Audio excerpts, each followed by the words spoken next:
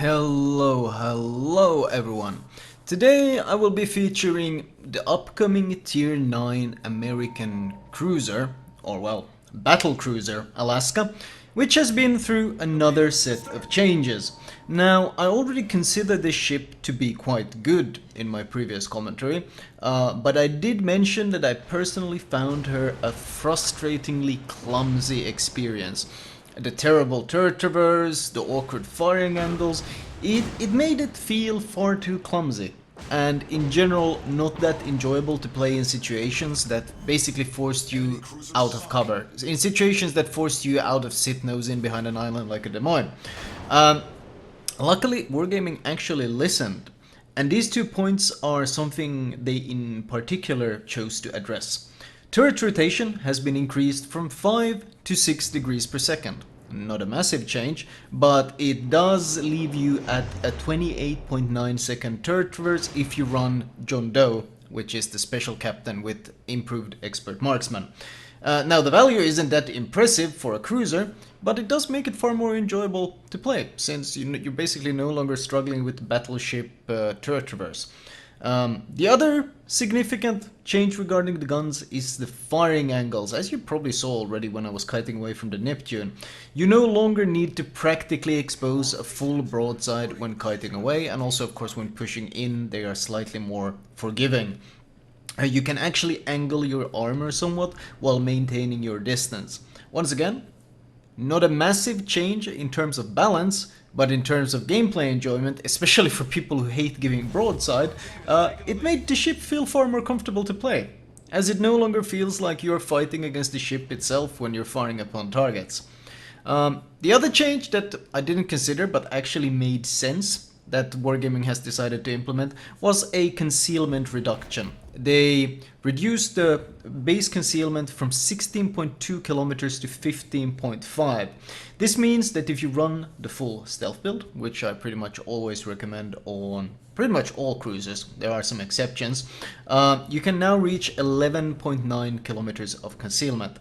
Now, obviously, this is nowhere near enough to be able to stealth radar, as the radar range is only 9.45 kilometers, but it did make sense. Before this, the Alaska actually had worse concealment than the Missouri. So, once again, this change isn't enough to offset any sort of dynamics between the Alaska and other cruisers or destroyers. You're not going to be able to stealth radar, and pretty much all cruisers in the game are still going to be able to outspot you easily. So, but it does mean that you are less exposed when you push in or when you try to disengage. So, I'm not too opposed to this change.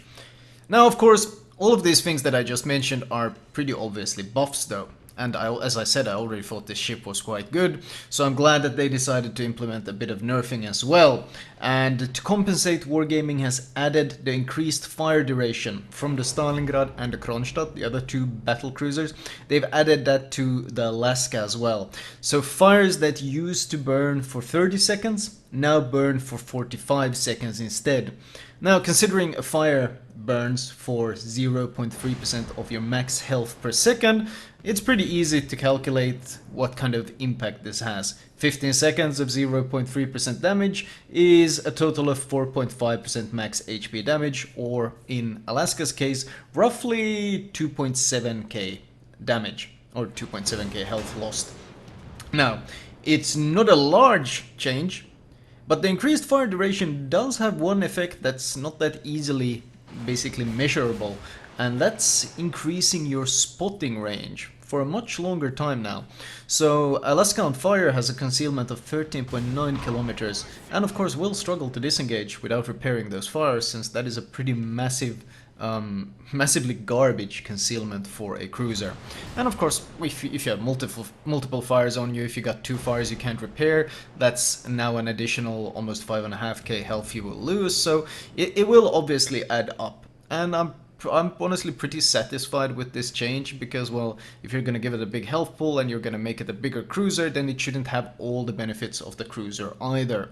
So honestly, a pretty welcome set of changes here. So, of course, the question that will be asked now, do I recommend it over the Kronstadt? Yes, Actually, I do. The significantly more reliable guns are more enjoyable to play with, especially now that you no longer have to fight against them whenever you're not simply parked nose in. Now, I already said that Alaska was a good choice, especially if you didn't have the Des Moines before this, but now it's honestly as a free XP sync, it's a very, very viable option. The bread and butter of the ship are the 3x3 305mm guns, USN heavy guns that you have obviously been seeing in action quite a lot here in the background, and they are capable of lobbing AP shells at a honestly rather lazy 762 meters per second to a range of 19 kilometers. Now the shells might be slow, but the pen is excellent, especially as they benefit from the improved USN angles that allow you to score penetrations where many other guns would just get bounces instead. And considering you deal 8.9k damage per citadel, the alpha volley on this ship really hurts. But it does trade a lot of DPM to achieve it. In fact, a ton of it. The Alaska sits at a rather pitiful 116k HE DPM. Now, while the fire chance is good at 27%, the reload of 17.6 seconds, that's with the 3 million reload mod, leaves fire starting extremely sporadic. I mean, the Buffalo has an HE DPM of 155k, and if we compare it to the IFHE machine, the Seattle, that thing has 244k HE DPM. Like, the Seattle actually has more than twice your HE DPM. So obviously not much of a competition there. It is, however, worth mentioning that because these guns are 305mm, because they are so large, it also means that your HE pen is 51mm. So your pen will penetrate most of the armor in the game besides pretty much belt armor. So, and in comparison, most of the cruisers that have 203mm guns, they only have 34mm of HE pen, exception of course German cruisers. Still though, the AP DPM, 240k, a bit more competitive in comparison, but honestly it's still at the back of the pack.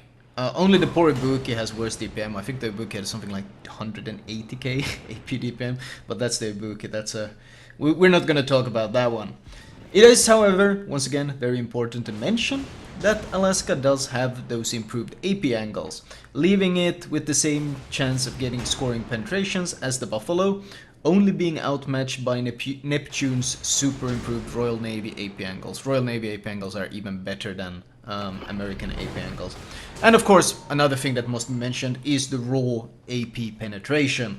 The Alaska and Kronstadt are head and shoulders above all the other tier 9 cruisers, with the Kronstadt is kind of head and shoulders above the Alaska as well. But for example, at 10 kilometers, the third highest AP pen of all tier 9 cruisers goes to the Buffalo. The Buffalo is able to pen 290mm of armor at 10 kilometers. In comparison, the Alaska at 10 kilometers can pen 449.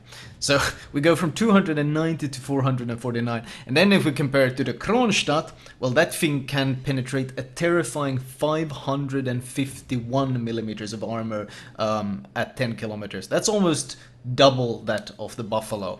So massive penetration difference between the cruisers. But of course, not having access to cruiser dispersion is a massive deal though, and it leaves the Alaska with the second worst dispersion of all the tier 9 cruisers, the Kronstadt of course having the worst of them. Alaska's AA is nothing too special, very similar to Buffalo's AA. With defensive AA active, you will effectively shut down tier 8 carriers, but once you start facing higher tier planes, especially of course when they have that 3 million health upgrade, it will start to struggle. It's not an AA monster, but it can take care of itself, and as you can see, it can defend close teammates quite well. Now, a large detriment to the Alaska's AA is the fact that you prefer to slot the improved gun dispersion to help with the poor accuracy, because of course you don't have cruiser dispersion, but you have battle cruiser dispersion. Whereas other cruisers, of course, instead will slot the 20% increased AA upgrade, 20% increased AA range upgrade, as they benefit a lot more from it and they don't need the improved dispersion. So no matter what, you will always be lagging a bit behind here. Health-wise, the ship does sit at impressive 60.8k health, with the third best cruiser in comparison being the Rune, which has 49.5k health. So obviously a pretty huge gap between them there. The Kronstadt, of course, dominates this comparison since it has an absolutely insane 71k health pool. Now, another thing worth mentioning is, of course, the Kronstadt gets the benefit of a massive torpedo belt, whereas the Alaska only has a 13% torpedo belt. So you don't want to be eating any torps on the belt. You want to prefer taking them on the bow or the stern, or of course, optimally not eating them at all. The armor itself is not too much to brag about. Nose and stern is 27mm, which of course means that it can only bounce 380mm shells. Anything bigger will overmatch it. The upper belt is 28mm as well, which is also going to be vulnerable to 406mm guns and above, which is basically what you will be facing most of the time. So overmatch is absolutely going to be your #1 threat in this ship. Although at long ranges your deck armor of 36mm will help reduce the incoming damage quite a bit.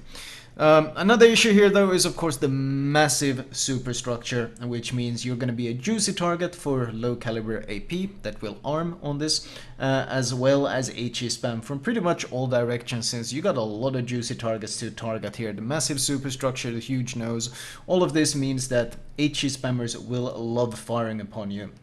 Especially now that they increase the fire duration from 30 to 45 seconds, you will be an even juicier target. The belt armor is 229mm, thicker than the cruiser competition, but pretty easily punishable, honestly. Ships will not struggle to penetrate this, so remain angled at pretty much all times unless you cannot avoid it. What I did, however, get surprised by was how low in the water the Citadel sat. Now, the Citadel roof is an absolutely pitiful 90mm, so any pens from battleships can simply overmatch it and score Citadels, but when that happened it was usually from long ranges. The shells plunged down and hit the Citadel, or I got overmatched through the nose and then the shell landed on the Citadel deck and overmatched it and I got Citadel. However, I spent a lot of time studying the Citadel, and if you look at it from the side, you can see, this dock is a bit bad for this, you can see from this angle, you can see just how low it's straight up below the water. That is a below the water Citadel, and it is in fact significantly below the water, which is a big difference compared to the Kronstadt, for example, that has a slightly above the waterline Citadel.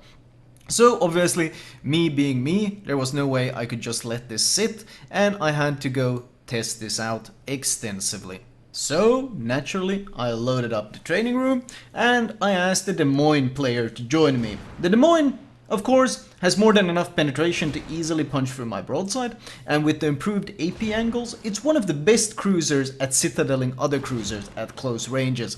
And of course, with the massive, incredibly fast reload and all the DPM, it can just spew out shells absolutely non-stop, so it would make a great example ship to test this underwater citadel with.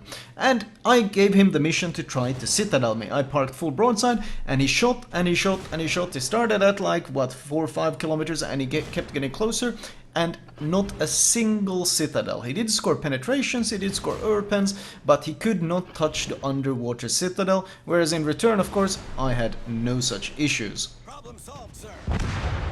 That confirmed the first part of my theory, which is that the ship is practically immune to being citadeled at close range. Next up, I asked a Yamato to join me, and I tried the same thing. I parked full broadside at close ranges and allowed him to just hammer my flat broadside with all that 460mm overmatching AP that would easily overmatch the Citadel roof if he could hit it. and he keeps trying to aim lower and lower. He's getting a lot of water splashes. I shoot a bit back, and actually I have to stop shooting back because so I won't accidentally kill him. So in a full broadside versus broadside battle like this, the Alaska will easily crush a Yamato, simply because the Yamato cannot score citadels, whereas you can easily score citadels in return. So obviously, this is a massive advantage. The Alaska is practically immune to citadels at close ranges, simply because the citadel is so deep underwater. Now, if you turn sharply, there are risks that you can raise the citadel, since the entire ship model turns. There are risks that you can raise the citadel out of the water and be more vulnerable, and at long ranges and through the nose, you have a significantly higher chance of being citadeled. But when it comes to brawling, full broadside appears to be the way to go in this ship. Finally, of course, we have the handling of the ship. The Alaska moves at 33 knots, 34.5 if you're running the flag like I am here, just like the Seattle and the Buffalo. They are also 33 knot ships, so nothing different there. Not exactly impressive, considering of course the likes of Ibuki can do 35 with speed flag 36.8, and the Donskoy does 36 even without the flag, but I mean it's not slower than the competition either, besides some exceptions. So 33 knots is not the end of the world. The Rudder Shift got a small buff from 13.8 to 13.1. I'm of course running the Rudder Shift module, so I have it down to 10.4 seconds. It's still the second worst Rudder Shift among all cruisers. Only the Kronstadt has a worse Rudder Shift. Everyone else is going to have a better one than you do. Even the Donskoy has a better one at 8.4 seconds. Even the Rune has a better one at 9.1 with the module. So you are among the worst of the pack. The 850 meter turning circle is actually worse than Kronstadt's 840, but overall it's the second worst of them all. I think the Donskoy has the worst one at 870, but that's because the ship is so stupidly fast and long. Considering the size of the ship, though, having this awkward handling isn't really that surprising. So ultimately, closing thoughts, since I do have to end this commentary at some point, the Alaska is very strong. It's very, very strong. I mean, you still struggle to take... There are still fights that you will pretty much outright lose. Like, I've been... especially if you had tried to go nose into your tier 10 competition, aka Des Moines and Salem. I've gone nose in against both of them. And, well, I didn't know about the Citadel trick, which is what I would try... Right now, I would basically try to sail past them and brawl them and hope to just Citadel blap them. That's probably the best way. But if you're incapable of actually rushing them down and they keep reversing and just firing HE at you, they kind of destroy you. Targeting the turrets has been my goal. I managed to destroy 1 or 2 turrets, but in general, because your dispersion is not so reliable and because your reload is so long, you do struggle to take out the turrets before they simply burn you down. The lack of armor, of course, means that they deal a huge amount of HE damage to you, and they start multiple fires and then just burn you to death. So, it's a good ship, absolutely. Compared to the rest of the tier 9 competition, it is very, very good. It does struggle taking on tier 10s, but that's perfectly okay. A tier 9 should struggle to take on tier 10s. I'm perfectly okay with this. It is more powerful than a lot of the tier 9 competition, but then again, some of the tier 9 competition could really use some help. Looking at you, Ibuki, my poor friend, holy crap, that thing has been power creeped off the face of the earth. Ultimately though, the Alaska does get a strong recommendation. I thought it was a good ship before. Now after the changes, it's an even better ship, but more importantly, it's a lot more enjoyable to play now. It doesn't feel like you're fighting against the turrets, you're fighting against the firing angles just to make the ship work. It can get farmed by HE, it can absolutely get straight up blapped by battleships. You're gonna eat some massive nose-in volleys or just full broadside, or well, long-range weird angle overmatch volleys, because once again they can just overmatch you through the upper belt. So even if you're sailing away angled like this, if the shells land anywhere here or here, you're just gonna get overmatched, and if you're unlucky, they're gonna punch straight through into that squishy citadel of yours, and then they're gonna overmatch that as well. So the 60.8k health is a bit misleading, but then again, all other cruisers suffer from this exact same thing at this tier, but the other cruisers don't have the luxury of having 60.8k health. So Alaska, very strong, absolutely recommended. It's probably going to dominate the rest of the tier 9 cruisers, just like the Kronstadt did. When the Kronstadt came out, I said that the Kronstadt is much stronger than all its competition, and that's why I recommend it. And then when it came out, everyone got super mad at me, even though the stats show that I am absolutely correct. And I predict the same thing to happen with the Alaska. The Alaska is absolutely going to dominate the rest of the competition. The only one who's going to put up a fight is going to be the Kronstadt. The rest of the tier 9 cruisers will not be able to compete with these two. But that's kind of what Wargaming, I guess, wanted with these free XP monsters. The good part is, though, that these things most of the time just face tier 10 matchmaking. Getting tier 7 matchmaking in a tier 9 is very, very rare. Still, though, it's very strong and it does get my recommendation. Also, since I don't know when I'll get around to making another Alaska commentary, since I have so many ships I need to cover, like I literally have the list the size of a small planet, I might as well give you my recommended build real fast. I recommend, of course, Premium Damage Control Consumable, especially with the new fire durations. This is very important, and Premium Heal in that order of importance. Follow it up with Premium Radar and finally Premium Defensive AA, if you can afford it. But then again, if you can afford to get the Alaska, which is basically a money printing cruiser, you can probably afford to buy these consumables to make your life a bit more comfortable. Reminder that you don't have to pay for these with doubloons. You can click this small arrow here and select credit, so you're not wasting your doubloons on this stuff. Upgrade wise, turret, survival, radar duration, better dispersion. This was what I mentioned about the AA suffering compared to a lot of your cruiser competition, because cruisers usually go for the AA guns mod to increase the range, but once again you have battle cruiser dispersion, not cruiser dispersion, so you want to improve your dispersion as much as possible.